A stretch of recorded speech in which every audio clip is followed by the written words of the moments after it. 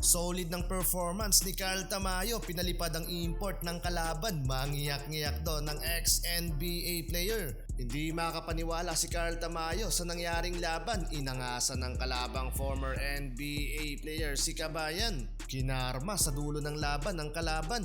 May pinaiyak na naman si Carl Tamayo sa KBL. Umataw naman sa outside shooting itong former Terra Firma small forward na si Javi Gomez Deliano. Game day sa Korean Basketball League at mga kalaban ni Carl Tamayo ang former team ni Renz Abando na anyang Red Booster na kasalukuyang nasa panghuling standing ng liga. Bounce back para sa visiting team na LG Lakers. First quarter opening ng frame, hot start with a block shot para kay Carl Tamayo. Napaka-aggressive ng bukana ng LG. 4-0 run mga idol. First field goal naman ni Tamayo ay nagmula yan sa assist ni Daryl Monroe. Habang nakukulangan yata mga idol sa gulay ang former team ni Abando, airball mula sa 3-pointer. Hindi naman makapaniwala si Tamayo mula sa nakumit niyang foul at naipasok ng kalaban yung 2 of 2 free throw, kaya baba sa 1 point ang lead ng LG hanggang sa nakalamang na ng 5 points ang Red Booster mula sa kanilang back-to-back 3-pointer.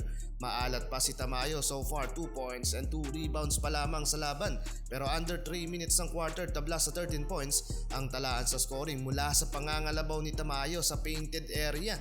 Pinasok na din mga idol ng Red Booster ang former Terra Firma small forward na si Javi Gomez Deliano. Nagkasagutan sa field goal ang ating mga kababayan. Fade away sa harap ni Javi. Nakakasagot naman dyan ng former PBA player ng corner 3-pointer. Agad namang nakabawi si Tamayo, spin cycle and pull-up jumper. Baba sa 4 points ang lead ng home team, 21-25.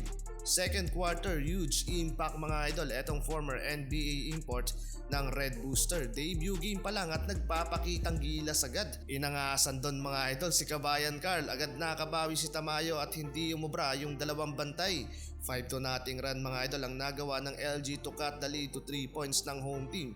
Yun nga lang, under 2 minutes mark anyari sa LG. Ang daming bukas na spot para sa kalaban at nakakapag-convert pa ng puntos. 15 points so far and 4 rebounds para kay Tamayo. Pero sa 9 minutes ng first half, turnover ang nakamit ni Javi para sa anyang, kaya na-convert ng LG yung ganong opportunity sa puntos at nakakalamang na ng 5 points sa pagtatapos ng first half, 43-48. Third quarter, tuloy-tuloy ang pag-atake ng LG Lakers, 23 points so far and perfect 2 of 2 3-pointer para kay Carl Tamayo.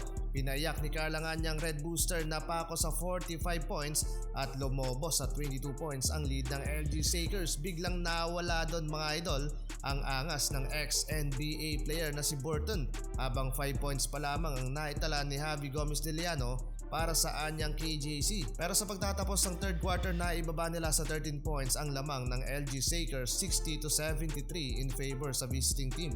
Fourth quarter, what a duel sa pagitan ni Carl Tamayo at Javi Gomez Deliano. Nakatikim ng block shot ang asim ng mukha ni Carl, dismayado sa nangyari. Uminit na naman mga idol sa outside shooting si Javi with 8 points and 3 rebounds. Last 2 minutes ng laban, napa-timeout ang LG dahil sa crucial 2 points na naipasok ni Javi. Baba sa 11 points ang lead ng visiting team.